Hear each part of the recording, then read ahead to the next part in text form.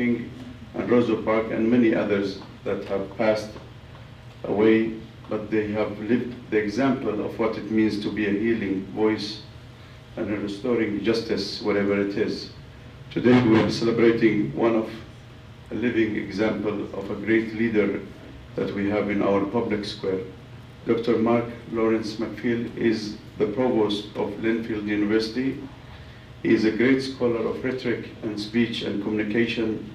He has many impressive, achievements. Without further delay, let's welcome Dr. McField. Thank you very much for coming.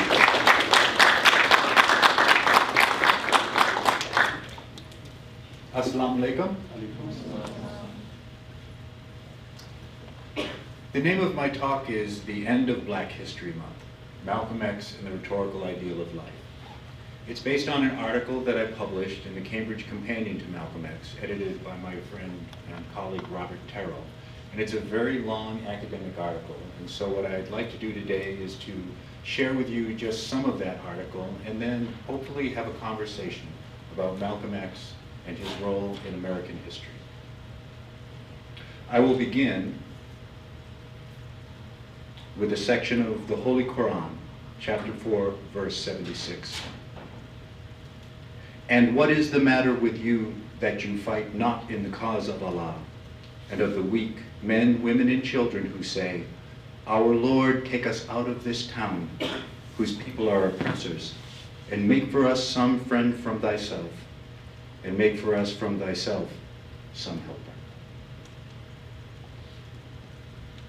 In African American communication, form and function are rarely understood in opposition to one another. Indeed, African American communication offers an integrative vision of style that disrupts the age-old separation of poetry as an art of being and rhetoric as an art of becoming. That vision of style is expressed perhaps most powerfully in the rhetoric of Malcolm X. Here was an orator whose use of language reconciled the tensions between poetics and rhetoric, between being and becoming, tensions that lay at the heart of Richard Lanham's rhetorical ideal of life. Lanham's view of rhetoric is especially useful when considering the transformational qualities of Malcolm X's oratory. Though elegant in its use of stylistic devices, it relied upon them as more than mere ornamentation. They were at the root of a discourse of transformation of self, other, and reality. Malcolm's use of figurative language was epistemologically strategic and reflected an understanding of style that could not be reduced to either quality or effect, for it was doubly conscious of both. It was a style peculiarly African American that relied upon the linguistic resources of each of poetry and rhetoric to create something entirely unique, a spiritually inspired rhetoric that expanded the rhetorical ideal of life in powerful and provocative ways. Malcolm embodied Lanham's conception of homo rhetoricus, rhetorical man. But he was also, as Ossie Davis explained in his eulogy, bigger than that. Lanham's description of rhetorical man then tells only part of the story. He writes that rhetorical man is an actor, his reality public, dramatic. His sense of identity, his self, depends upon the reassurance of daily histrionic reenactment. He is thus centered in time and concrete local event. The lowest common denominator of his life is a social situation, and his motivations must be characteristically ludic, agonistic. He thinks first of winning, of mastering the rules of the current game and forces. He assumes a natural agility in changing orientations. He hits the street already streetwise. Surely this description captures a man whose life took him from streetwise hustler to self-taught master of the English language. What it does not capture, however, is Malcolm X's African Americanness, the rhetorical ideals of his racial identity, an identity both Western and non-Western, both American and African, born of double consciousness. So any discussion of Malcolm X's rhetorical style must consider his reliance upon figures of speech and master tropes, but must also consider the motivation behind his mastery of the master's tools. Although Audre Lorde, who uses this phrase, argues that those tools will never dismantle the master's house and can only be used to play his game and never bring about true change, Malcolm X's language, life, and message all suggest otherwise. In his language and his life, Malcolm X embodied the rhetorical ideal of an inclusive vision of humanity, one that drew upon and went beyond the discursive resources of the culture with which he found himself in both debate and disagreement. Malcolm X's rhetorical reversal of black subordination and racial mastery revealed his understanding of the double-sided character of the word as both a weapon and as healing, as both an instrument of deconstruction and of reconstruction. After his break from the Nation of Islam and his embrace of international Islam, Malcolm X's critiques became more subtle, more nuanced, more humane. This subtlety was evident in his concluding remarks to a predominantly white audience at the Oxford Union Society shortly before his death. He said, "In my opinion, the young generation of whites, blacks, brown, whatever else there is, you're living at a time of extremism, a time of revolution, a time when there's got to be a change. I don't care what color you are, as long as you want to change this miserable condition that exists on this earth." Malcolm X continued to speak truth to power, yet power was no longer the white man. His willingness to work with committed individuals on all sides of the color line signaled his individual and ideological growth and moral maturity, and his understanding of the need to reconcile the differences that had historically separated us. The reconciliation of difference that marked his rhetorical style may be the most potent indicator of Malcolm X's status as Homo rhetoricus Afro-Americanus, for it illustrates one of the most powerful and persistent dimensions of the rhetorical ideal of life. The ability provided by a respect and appreciation of the possibilities of language to embrace diverse and sometimes divergent ways of knowing and being. As Richard Lanham explains, Homo rhetoricus is not pledged to a single set of values in the cosmic orchestration de Adumbre. He is not like the serious man alienated from his own language. Malcolm's willingness to relinquish the racial identities that had shaped his life and language gave him, in Lanham's words, the tolerance and usually the sense of humor that comes from knowing he and others may not only think differently, but may be differently. He pays a price for this, of course, religious sublimity and its reassuring if breathtaking unities.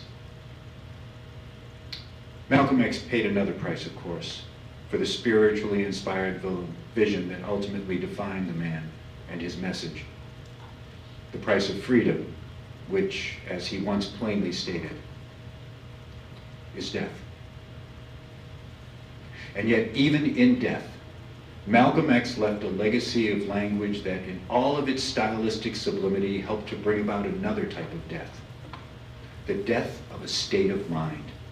A state of mind that prohibited both black and white Americans and individuals from around the world from reconciling our rhetorical selves and wrestling with what Abraham Lincoln in his first inaugural address called the better angels of our nature. Like Lincoln, Malcolm X understood the crippling consequences of division, and in response crafted a rhetorical style that was radically integrative, that reconciled the symbolic, social, and spiritual divisions between the angels and demons of race and religion, and perhaps even Islam and Christianity. Malcolm X was able to redefine what it meant to be a human being in the process of becoming more humane, moving from the differences of the Nation of Islam that saw black people as inherently divine and white people inherently evil, to an ecumenicist vision of Islam which allowed him to see those he once defined as enemies as members of a human family whose only real enemies are domination, division, discrimination, and the indifferences that are often given to the pleas of the weak and the voices of the least, the lost, and the left behind. Thus, while Malcolm was called to action in his struggle for human freedom by the pleas of the weak, men, women, and children who sought a friend and helper, he understood the price of that calling, a price proclaimed in the Holy Bible in the words of John chapter 15, verse 13. Greater love has no one than this, that he lay down his life for his friends. No longer do I call you servants, for a servant does not understand what his master is doing, but I have called you friends, because everything I have learned from my Father, I have made known to you. He was born Malcolm Little.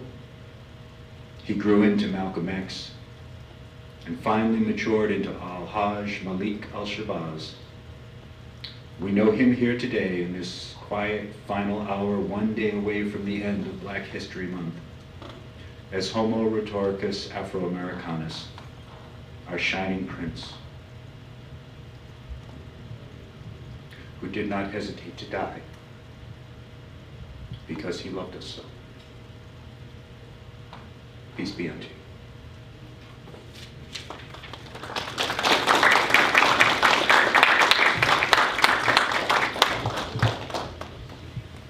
I would be happy to answer any questions that you have.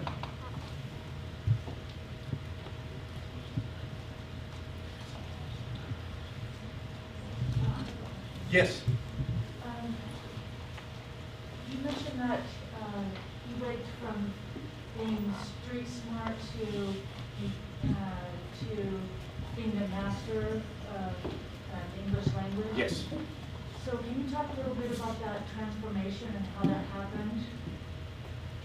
And maybe give some examples of how he used figurative language and some examples of the power of his rhetoric.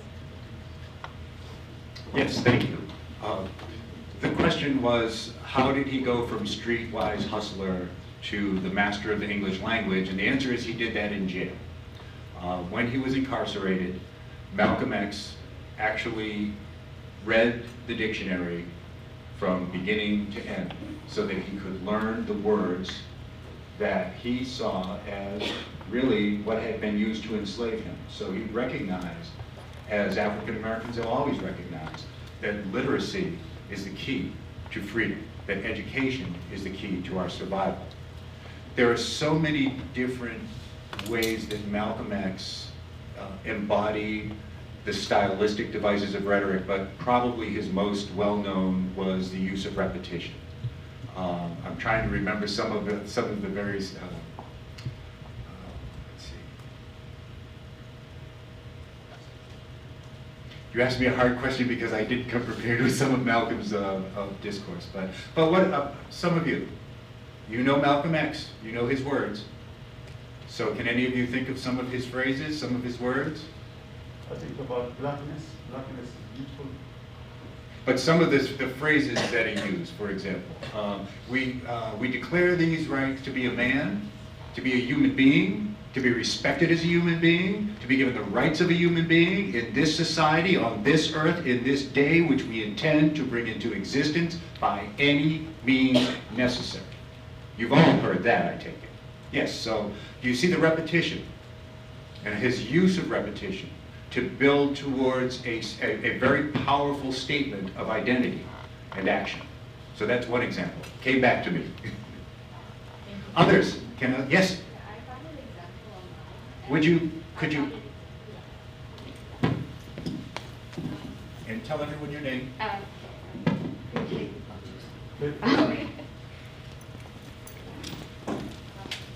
So I'm pretty sure you guys all know my name, it's Riham, but there's this quote that I found online that I thought really resonated with me, and it states, "We are nonviolent with people who are nonviolent with us." I kind of saw the repetition of the word nonviolent being used, so yeah, I just wanted to share that. And what does he continue to say? That is just like the quote by itself. That's the quote? Yeah. Does anybody know the rest of that? The rest of the quote was, "But we are not nonviolent with people who are not nonviolent with us." So that was during his early time with the Nation of Islam, where as a representative of Elijah Muhammad, he was presenting the position of disenfranchised African Americans, and doing so quite powerfully.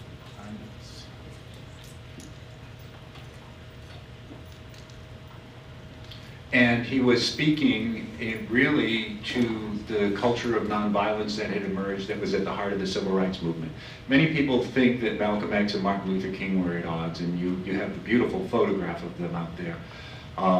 Largely because our knowledge, our historical knowledge of Martin Luther King often ends at the speech in Washington, the March on Washington speech, which is, we refer to as the I Have a Dream speech, but was actually, as it was written, the Broken Promissory Note speech. Does anyone know why?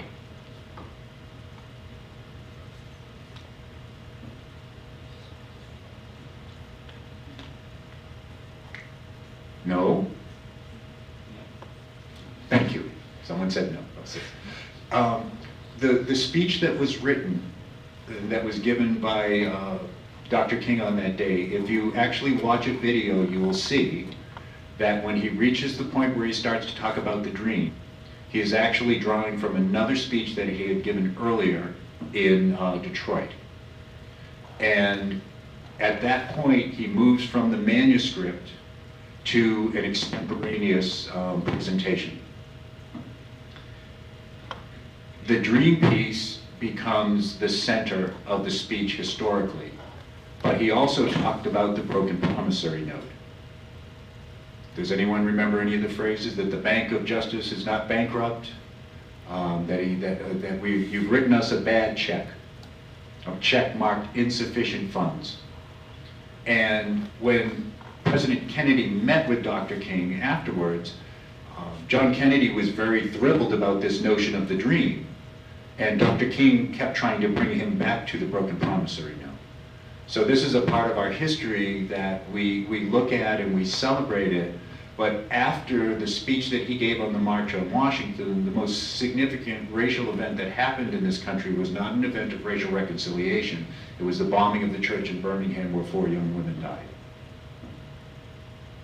But in 1967, Dr. King, in an interview with Halberstam from, I believe it was Time magazine, talked about his concern that American racism wouldn't go away, that it was too deeply ingrained. So he became rather resigned. And then he also, in his response to the war in Vietnam, became much more radicalized because he saw the relationship between racism and militarism and poverty. And in recognizing that, he realized, as did Malcolm X, that that will only change when people come together. When we can move beyond our racial differences, any of the differences that define us, because those are the product of a state of mind. So in many ways, Malcolm X foresaw the emergence in the study of race and racism of its focus on the psychological dimensions of race and racism. Because historically, we'd always believed that race or racism was something that was a problem that could be reconciled through education. And yet, our educational institutions were incapable of bringing about the changes, and in many ways reinforced some of them. So he was a visionary, he was a transformative visionary. He was able to see beyond the rigid differences of black and white and saw a middle way, an integrative way. Other questions, please? Yes, sir.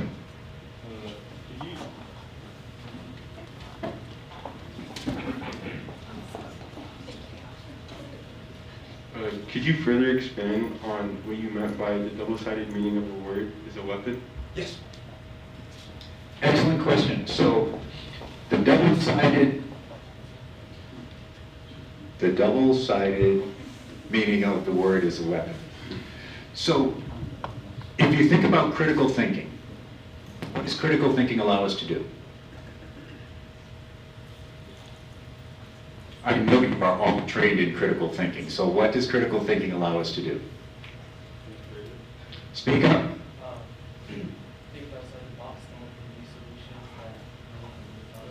Think outside the box, come up with new solutions that no one's ever thought of. It allows us to, yes, sir. Create better understanding of what we're studying. Create a better understanding of what we're studying. Yes. For example, when we're talking about a word, we're able to look past the denotation and look into the connotation. Okay, so it allows us to go beyond the denotation, the fixed definition of a word, to the connotation, its meaning within context. Good. These are all aspects, yes? I was just going to say it allows us to do problem solving. Okay, it allows us to solve problems, all right? Now, these are all aspects of the reconstructive potential of inquiry in language. It allows us to create, it allows us to build. But it also can function in the same way that war functions. It can become a vehicle for conflict. It can become a way of dominating others. And so when people who are more educated encounter people who are less educated, historically, the more educated, and education is always contextual, but those who believe themselves to be more educated often look down on those that they consider to be less educated. And in that sense, language becomes a weapon. But it can become a weapon to hurt others, but it can also become a weapon for self-defense. So how you can defend yourself. So your training in communication, your training in argumentation is primarily for you to be able to function in a society as a citizen and participate in that society, because the fundamental mechanisms that we use in society are based in language, and they're based in argumentative language. So our legal system is argumentative, our political system is argumentative, our educational system is highly argumentative. And so in order to navigate those different domains of life, you have to have access to that information and to that body of knowledge. Unfortunately, too often we use that language, the language of argument, to divide and separate. And it's only now that we're beginning to recognize, through the efforts of individuals like Malcolm X and Martin Luther King and Rosa Parks and Septima Clark, that language can be used to create a connection. Division and identification, those are two of the domains of rhetoric. They're always in conflict and tension, but when we are at our best, we're able to reconcile them in favor of our common humanity. Did I answer your question, sir? Yeah. Okay. Others? Yes? So you said that, so when you were giving your speech, you said Malcolm X said he saw beyond race, as in just white being dominant and then black being inferior. Mm-hmm. So what made him change his view up to that point? The Hajj. It was the Hajj, where he went to Mecca and he saw people of all races, all bound with a common spiritual commitment. And it fundamentally changed him. Thank you. Sure. First of all, thank you so much for the presentation, and I had a chance to read the article, and you define some very interesting ideas and articulate them incredibly well. I have a question. Oftentimes you see Martin Luther King and Malcolm X, they're thought to have opposing ideas, opposing ideals, opposing views. As someone who is a professor of rhetoric, can you describe the similarities and the differences between their rhetorical styles? Sometimes people have said that Malcolm X differs from Martin Luther King, and that Martin Luther King, he has more appeals to authority and how people, whereas Malcolm X has more appeals to his personal experience, differences in metaphor. Could you elaborate a little bit on that? Okay. So I would say in my work I talk about two different ideas. And the first one is called deessentializing, which is, essentialism is a form of philosophy that sees the world in separate and distinct ways. So it's a rigid definition between a person's beliefs and their values. We see the world in terms of those differences, and this is part of why we look at Malcolm X and Martin Luther King as oppositional, because that's the framework that we use in terms of the primary way that we use language is to see those differences and to see those divisions. So decentralizing means moving beyond those differences and divisions in discourse, in the way that we speak. The other thing that they did is what I call re-signing. And it's very similar to the comments that Malcolm made when he returned from Hajj, which was that their minds have been erased of this idea. So re-signing is to take what you already have and to transform it in new ways. Dr. King did this by his appeals to authority, because those appeals to authority were the authority of the Declaration of Independence. They were the authority of the culture that he was working within, whereas Malcolm X worked from personal experience because he didn't see that authority as legitimate. He saw that as really as hypocrisy, as saying one thing and doing something else. And Martin Luther King basically recognized the same thing. There's a beautiful speech that he gives where he says, "Be true to what you put on paper."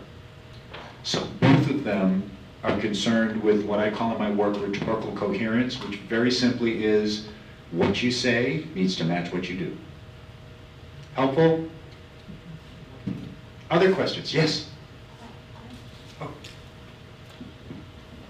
So I have a question about, I guess this would also be on our behalf, as we were talking about critical thinking, but what advice would you give about looking past race completely?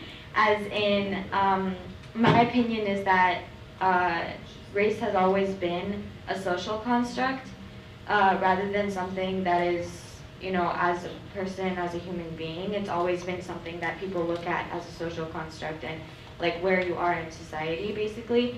And like, I guess my question would be, what advice would you give on looking, like without seeing a person and being, oh, like what's their ethnicity? How would you go about just seeing the person as their personality or whatever it is? Just like, how would you advise someone to grow into the habit of not thinking about race and not thinking about like where they would be from? I would never suggest that to anyone. While we talk about race as a social construct, that is a relatively recent understanding of race. Historically, race was seen as biological. We now understand that it is not biological. But the fact is, we do have differences, and when we ignore each other's differences, then we can't honor them. So what I would say is that we need to find ways to honor our differences, all of our differences, whether they are religious differences, racial differences, ethnic differences, gender differences, whatever our differences may be, we need to recognize and honor those differences, because historically those differences have divided us.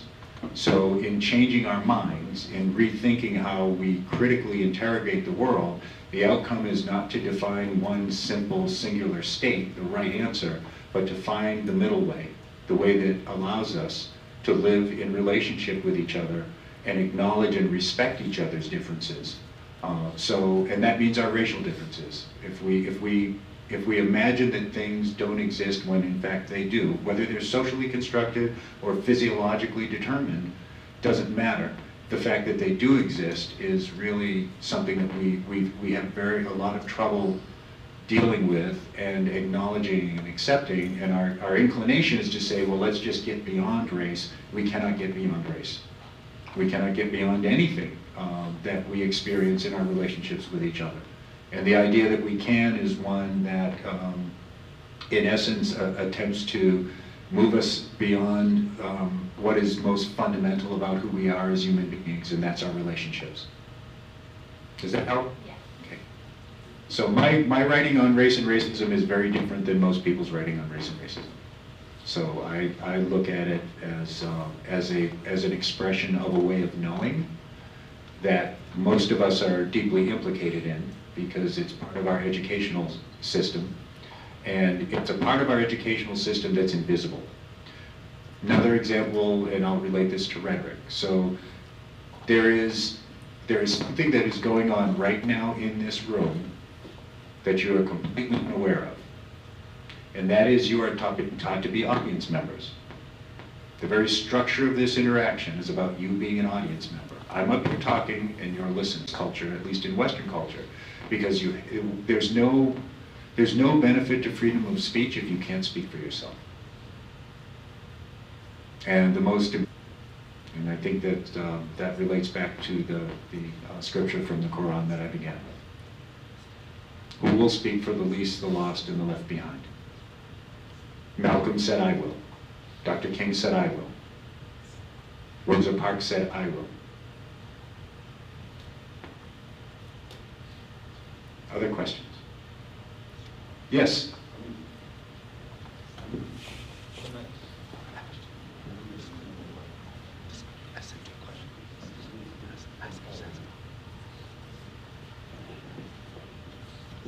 Okay. So I wanted to ask, what is the reason behind Malcolm X changing from like what he first did after he left prison, like focusing more on politics? Then after he went to Hajj, he changed into a more spiritual way, focusing on like civil rights, or focusing on towards all humanity, less than what black. What was the reason behind that? Well, I think, as I said, I think the experience of the Hajj was very important for him.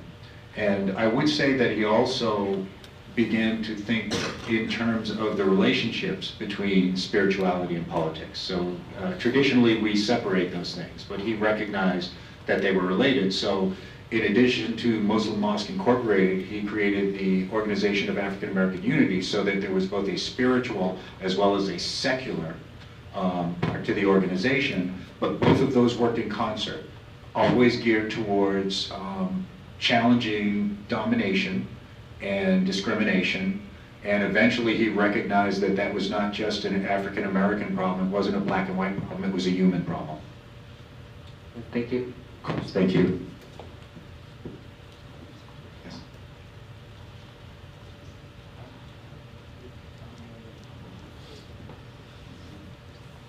So you mentioned earlier that like they used the English language to help them rise into power. But other than that, how would you say that they helped them to like set them apart from other people? Because they're not the first ones that had these opinions. But like, how did they come into this? Well, it was style. Both of them had just incredible stylistic abilities, and at the root of that style was that they experience communication as an embodied act. And what I mean by that is oftentimes we think about communication and oftentimes we teach communication as if it's something that's just going on in your head. So you might study Maslow's hierarchy of needs to understand how people are motivated, but that doesn't put you in your body. So one of the things that I do when I teach public speaking and communication is I make it very much about being in your body. And some of you probably remember that from when I did some judging. That how you present yourself, how you are embodied, is an expression of the way that you value language. And this is probably the most important lesson that I can offer, that valuing language, recognizing the power of language, recognizing its transformative potential, is expressed by how you speak to others, how you write, and how you interact at every level. And I think most of the challenges that we have in this culture right now are reflected in a disregard for the value of language. So when politicians lie and they just do it blatantly, they're saying, I don't really care about the truth, and they're saying, I don't care about language. So honor your language or your languages, because I know many of you speak more than one language, and recognize that words have meaning and force and the potential to bring about powerful change and transformation. But if any of you have ever seen Malcolm X speak or you've seen Dr. King speak, it was that embodied energy that defined them and distinguished them from other speakers. That would be my opinion, but other people may have different opinions. Other questions? These are great. Yes, sir. Dr. Matfield, Thank you very much. It's always a blessing, to hear you. And my question is, why do you think, African American today needs reparation from our U.S. government? And why not the U.S. government doing it as they did to the Japanese American? There are two statements that are made by Thomas Jefferson in his letter to, in Notes on the State of Virginia. One, he is looking at the slaves and he says their griefs are transient. So basically he dismisses their ability to feel. They don't feel anything. Later on, he reflects on the justness of God. And he says, if there is a just God, then we are going to have to pay for what we've done. So he knew that what he was doing was wrong, but did it anyway. That is the source of what I think is the historical racial anxiety in this country that keeps the country from recognizing the wrong, acknowledging the wrong, and then repeating the wrong. So in the study and practice of reconciliation, of racial reconciliation, there are a number of different steps. The first is atonement. The second is apology. That is followed by forgiveness, reparation, and reconciliation. It's a very clearly defined path. In the American context, and this is one of the criticisms of the civil rights movement, the idea of forgiving came first. But you cannot forgive in the absence of atonement and an acknowledgement of the wrong. And until there is an acknowledgement of the wrong, we will continue to struggle with this. Now, I can give you an example, a very important example of someone who I'm going to give you a homework assignment. No, I'm not. But it's something that you might want to look into. There is a man, and his name is Richard Malpas. Malpas. He is a very successful businessman, but he was also a politician, and he was the only politician in this country who was willing to apologize for a racial injustice. You all know of the story of Mississippi burning, of the civil rights workers who were killed in Mississippi. Dick Malpas lived in that community, and throughout his entire life, he did everything he could to reconcile that wrong. He understood that the first was an apology, but then he went on to form a coalition of African American, Native American, and white Americans from the Philadelphia community, and they were able to bring one of the people who was involved in those murders to justice. So he exhibited moral courage in the service of social justice, and that is, in my opinion, that's the defining characteristic of leadership. Did I answer the question, or did I ramble? I ramble sometimes. Okay. Other questions?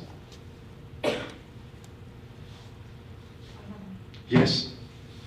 You mentioned earlier about a disregard for the value of language. Yes.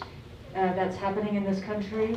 Can you give some advice on how we students can value language more so and understand the transformative power of language? Yes. Those of you who are involved in your speech competitions, keep doing that. I would also suggest poetry. Read lots and lots of poetry. Even if you're a scientist, read lots and lots of poetry, because poetry connects us with this. And part of the problem, one of the reasons why we don't respect language is because most of our understanding of language is in our heads, and not in our hearts, and not in our bodies. And when we can find those three things coming together, we have an integrative understanding, not just of language, but of our humanity. Does that? Thank you. Of course, thank you.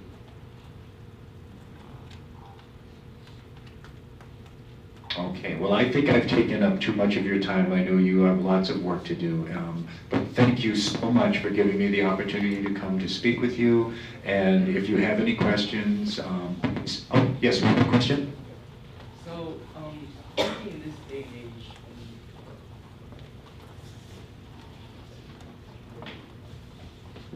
thinking in this day and age where technology is rampant, people have come a long way, African Americans especially. What do you think is like a way for? Just lost my thought train.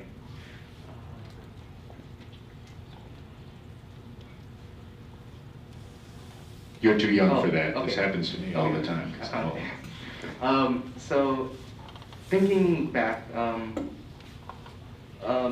you said you've only like noticed one person apologize, right? He's one of the few. There have been some others, but Yeah, like yes. just like a few out of like this long history, almost spanning 200 years now. Mhm. What do you think is a way that people, like especially politicians or people higher up in government, can try to reconcile? Because they try, like they phrase words in a way that seems like an apology, but it's truly not.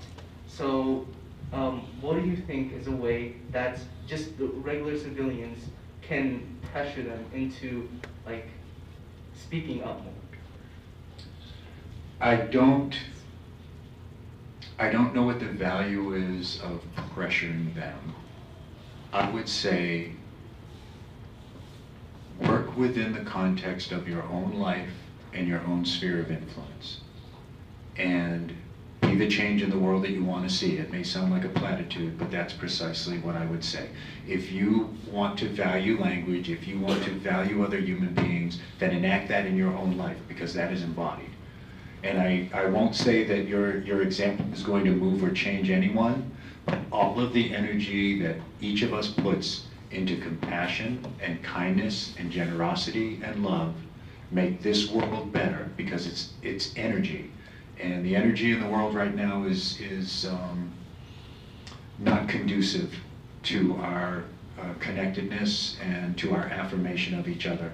So do contribute to that energy. Just one last question. You've studied Malcolm X, you've studied a multitude of people. What do you think that, like, let's say Malcolm X was here. What do you think is an advice that he would give out to the people? Love yourselves and love each other. Thank you. Oh. Here I was trying to end things and there were more questions. Apologies. So you spoke about Malcolm X, like after he went to Hajj and he like embraced spirituality. But like in terms of now, especially in a country that doesn't have a set religion, do you think it's okay or like it's allowed for you to defend your own argument using religious scriptures, it being like the Quran or the Bible in general? It would depend upon the context and the nature of the argument. Okay, let's say it was to create a law, for example. Would you think that it's okay to do that?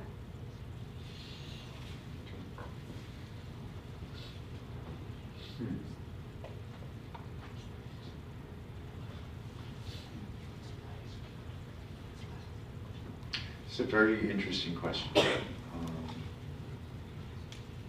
Personally, I would think it would be okay. I think that the separation of our political lives and our spiritual lives are that's ingrained in this country's values is really actually followed in practice, and I think in many ways is not sincere. So I would think that you should be able to bring all of your knowledge, intellectual, spiritual, moral, and emotional, to all of the decisions that we make. Thank you. Thank you.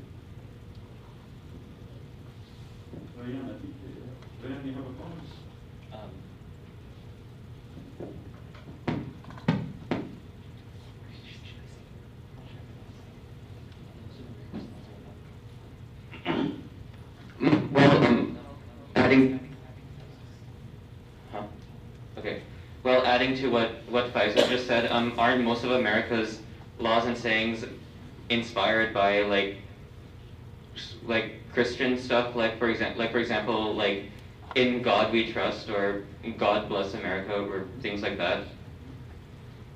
Yes, and that's why I was saying, even though that's what we ostensibly, that's what we claim to be the case, that all of the decisions that are made within the context of our legal and political systems are infused with religious beliefs and values. We're seeing that more and more, and in fact they are characteristic. I'm reluctant to say that they are Christian values. I think that they are presented as Christian values, but much of what goes on in this country does not comport with the teachings of Jesus. Mm.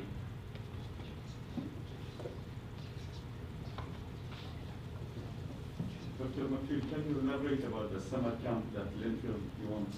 Oh yes, we are hoping to organize a summer speech and debate camp here in Portland, if anyone is interested. And we're going to have intensive training in all of the different events you do. Poetry, prose, informative, extemporaneous, impromptu, Lincoln Douglas debate. Are there any that I missed? I'm sure I missed a lot of them. But a very good colleague of mine, Dr. David Frank, who is one of my co-authors on some of my work, is planning on coming up and I'll be working with some other folks who have training in speech and debate, and we're hoping to put together a very intensive summer week for folks who are interested in getting the training. We'll be doing some intensive writing and speaking and critical thinking work, and if there's any interest, please let us know. What time, the period? We're still in the process of determining that, but it will probably be sometime in July, mid to late July.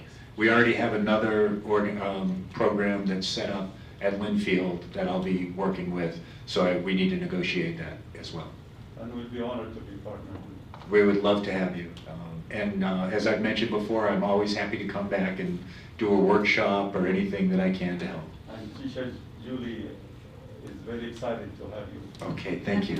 I'd be honored. She will follow up with the timing and everything. Yes. Okay, last question.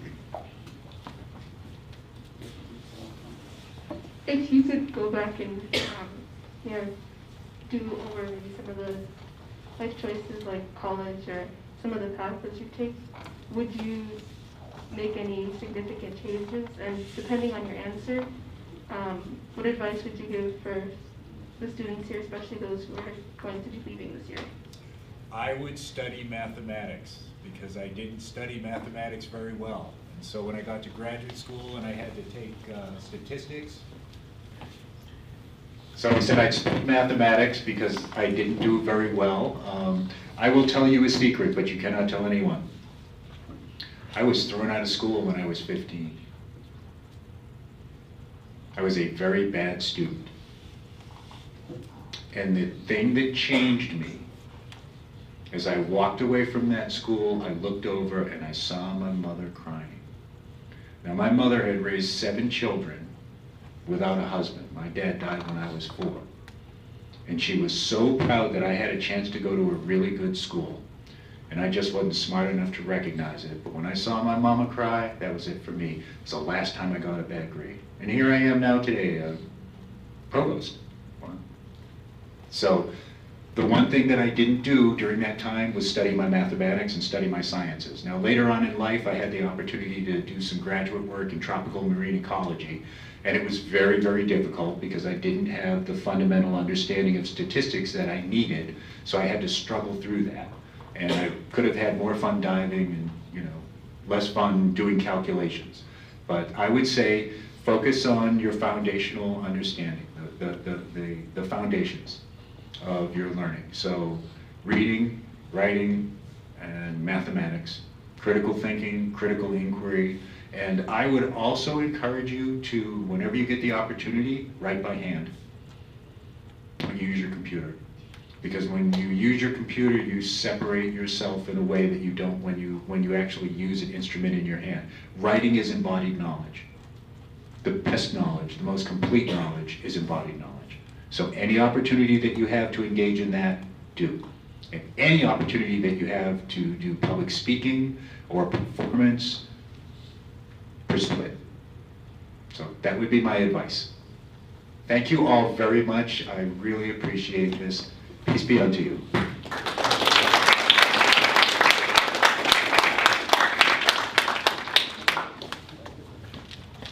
Doctor, if you don't mind to sit over the back and we can take a group picture. Oh, wonderful.